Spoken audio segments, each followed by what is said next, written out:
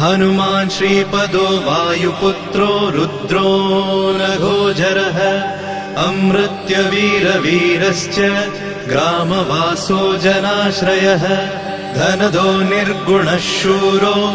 वीरो निधिपतिर्मुनिः पिङ्गाक्षो वरदो वाग्मी सीताशोकविनाशकः शिवः शर्वः परो व्यक्तो व्यक्ताव्यक्तो धराधरः पिङ्गकेशः पिङ्गरोमा श्रुतिगम्यः सनातनः अनादिर्भगवान् देवो विश्वहेतुर्जनाश्रयः आरोग्यकर्ता विश्वेशो विश्वनाथो हरीश्वरः भर्गो रामो रामभक्तः कल्याणप्रकृतिस्थिरः विश्वम्भरो विश्वमूर्तिर्